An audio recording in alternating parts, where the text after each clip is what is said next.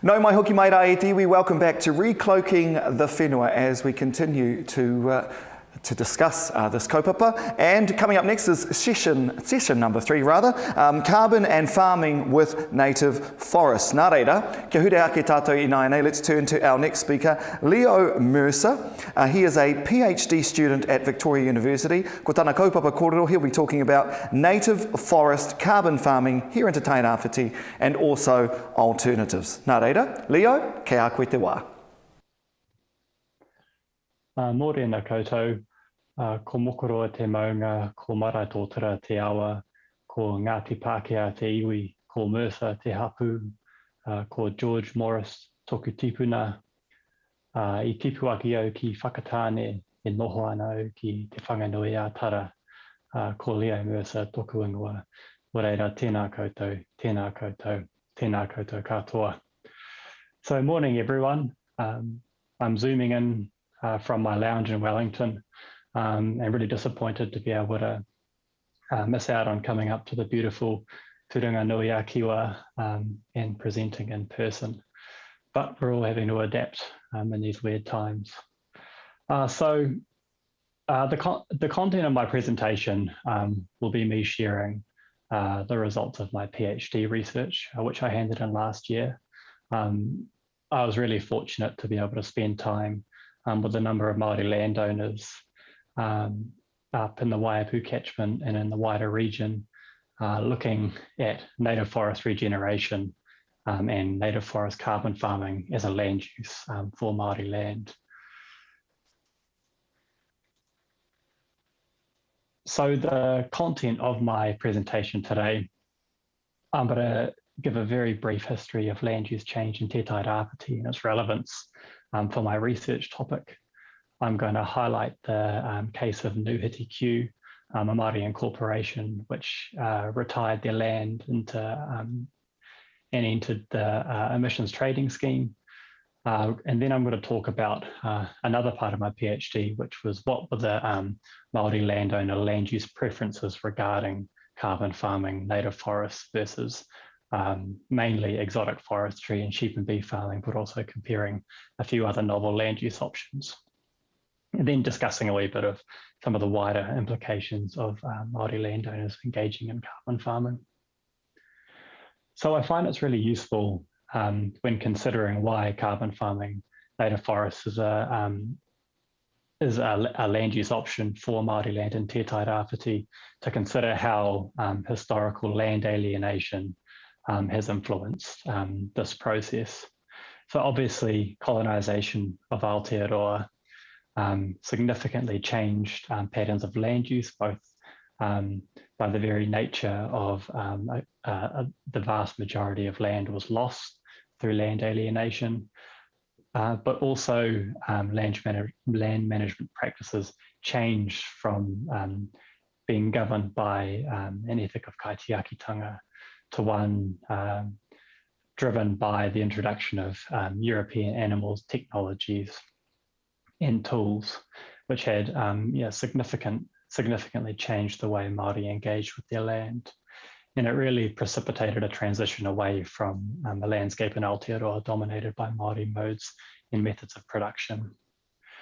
So the gentler, low-lying and highly fertile parts of the motu were alienated first, and then moving into the hill country. And this was largely extensively deforested to establish sheep, beef and dairy farms throughout Aotearoa, generally beginning in the 19th century. And so moving into the 20th century, the majority of land remaining under Maori ownership was concentrated in areas which were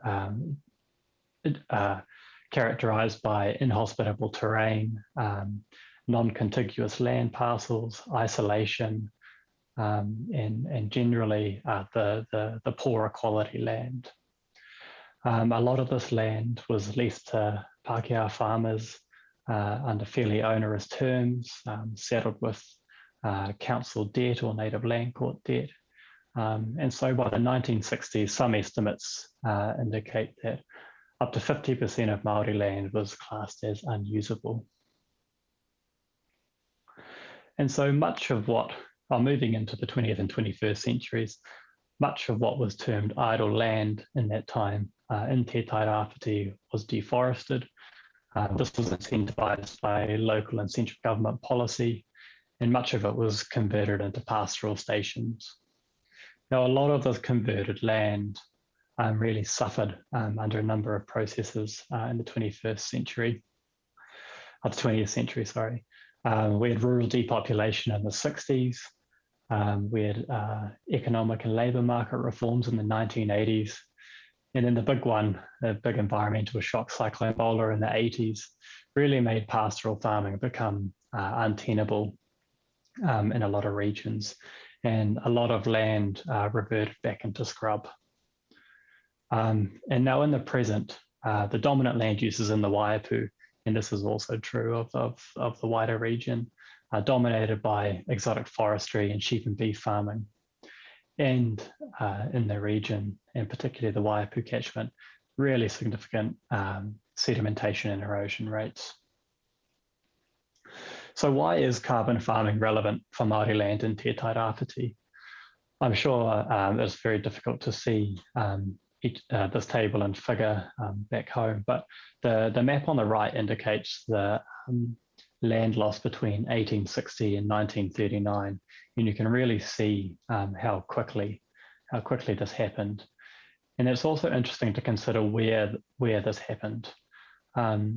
Areas with gentler terrain, this is a very simplistic analysis, but in the Waikato and Taranaki experienced much higher rates of land alienation than in areas with more rugged terrain, such as in Te Tairāwhiti, the Urewera, and King Country, and so on. The land in these areas was less immediately desirable for farming, and so more of it remained in Māori ownership. And so this breaks down that analysis a wee bit further and looks at Māori freehold land in the Gisborne district by land use capability. So the land use capability index details the productive capabilities of different classes. So there's 8 different land classes. And your class 1, 2, and 3 is generally your versatile multiple use land. In Aotearoa, you'd see that in dairying or some sort of orcharding. Your class 4, 5, and 6 is your classic sheep and beef hill country. And then your class 5, 6, 7 is your classic forestry land. And so this graph here shows that around about 90% of Māori land in the Gisborne district is class 6 and 7 and 8, which is generally only suited to some sort of forest crop. And this image will be familiar to many of you, but this shows the Queen's birthday rainfall and / deposition event in Tolaga Bay back in 2018. And so particularly in the public consciousness, although I'm sure people have been ratty about forestry for a long time, but it's becoming a much more salient issue as harvesting increases. And these sort of events have made a lot of landowners really consider whether exotic forestry or sheep and beef farming, whether the environmental pressures from those land uses are something that they want to continue with, particularly as blocks are harvested. And so there's plenty of evidence, but I've highlighted a few. But there's significant areas of Māori-owned land in Te Tairāwhiti have been classified as variously undeveloped or unproductive. And there's really widespread dissatisfaction with the current status quo in terms of land use. And so over the past decade, there's been a fair bit of research looking into some land development options which sort of solve a variety of those problems. And native forest carbon farming has come out as one of the options in that it provides a permanent permanent forest crop on erodible land, and it provides a revenue stream and gives a lot of other benefits not provided by status quo land use.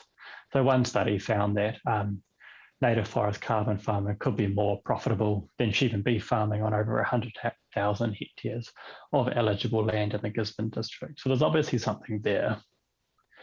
And so carbon farming is regulated under the emissions trading scheme, which came into play in 2008, and is basically defined as any land use in which landowners capture an economic benefit from carbon sequestration. In New Zealand, this is generally from growing trees, which suck in carbon, and the government issues carbon credits for that sequestration. These are then traded on to emitters, fuel companies, airlines, and so on, to offset their emissions. And just as an aside, this shows the trajectory of the New Zealand unit, which is the carbon credit price between 2010 and 2021.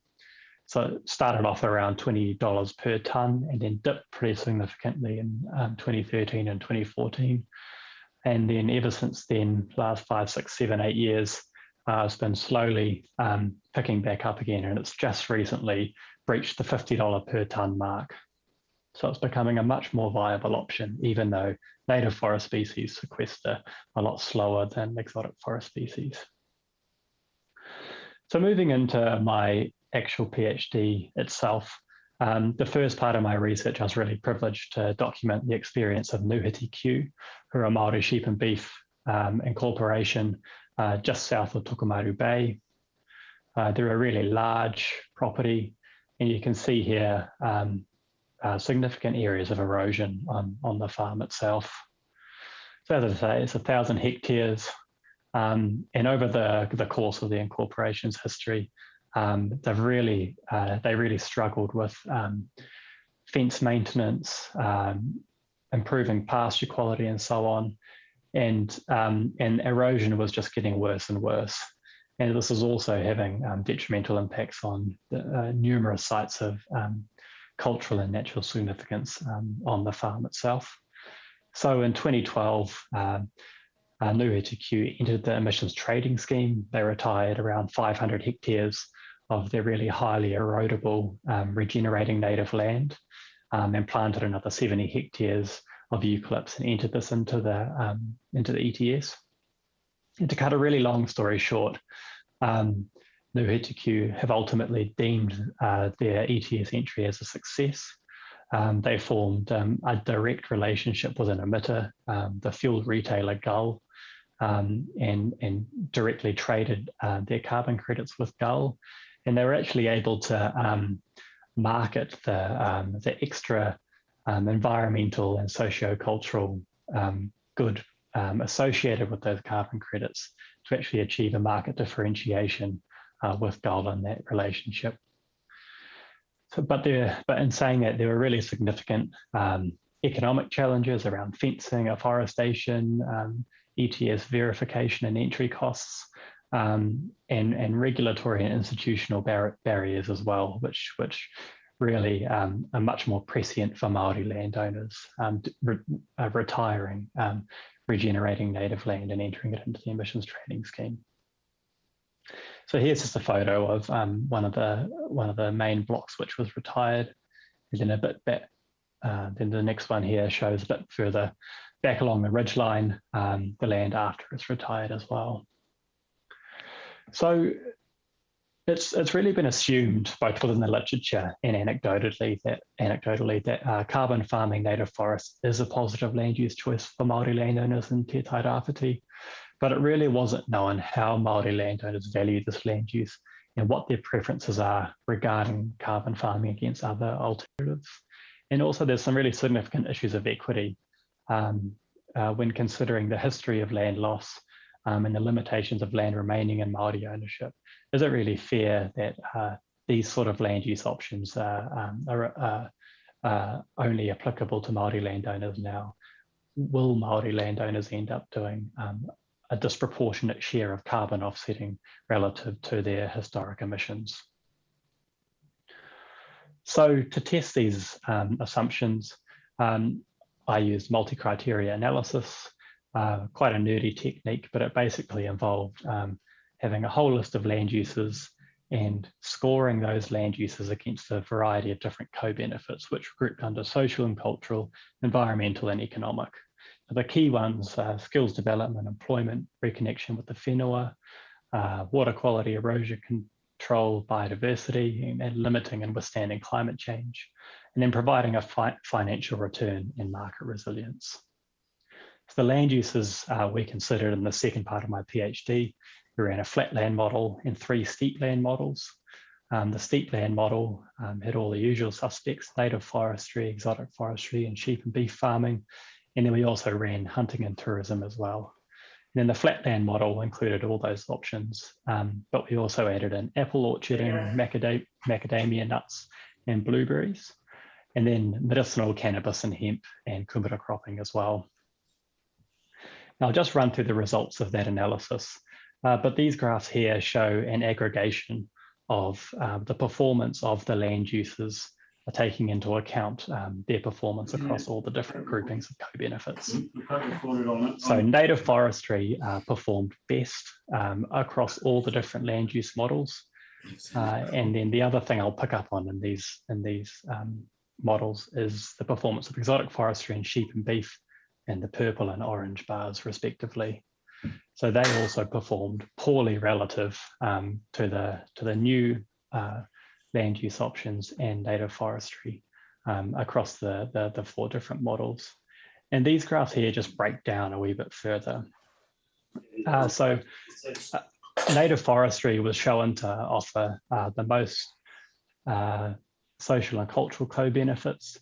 And it's really interesting to see that sheep and beef farming and exotic forestry were seen to offer good skills development and employment benefits across the models.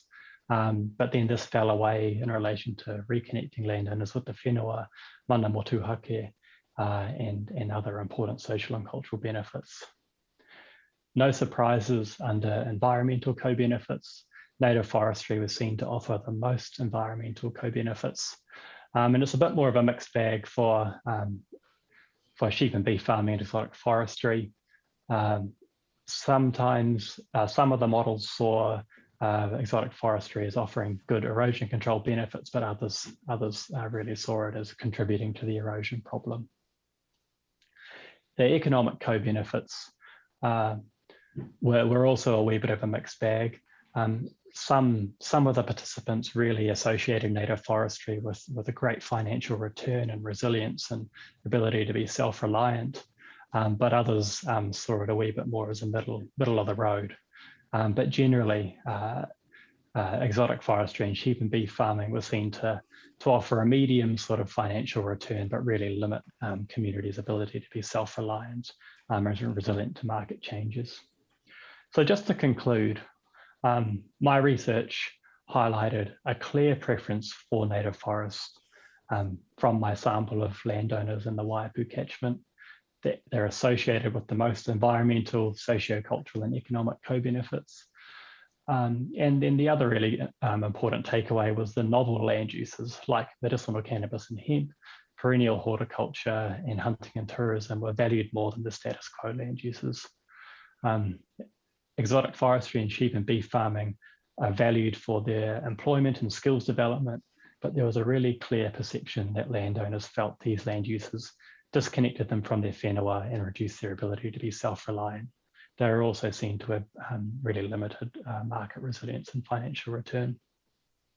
And just finally, the results of my PhD show that that the preferences of Maori landowners in the Waipu broadly fall in line with local and central government objectives regarding afforestation for sequestration and erosion control, but it remains to be seen whether Maori landowners are actually adequately supported to enter the ETS and whether or not they're adequately reimbursed once they've entered it. So resilience, land use diversification, and a mosaic of land uses are desired.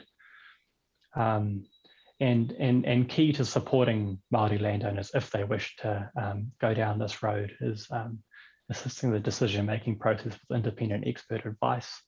Finance is really important, and supporting those innovative trusts and incorporations like Nuhiti Q and local champions to get out and spread the good message.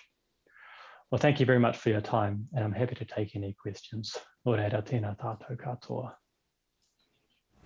And thank you very much, Leo, for your time this morning. And as Leo said at the end of his coho there will be time for Q&A with Leo later in the show. Kia mau tonu mai rā. So thank you very much, Leo.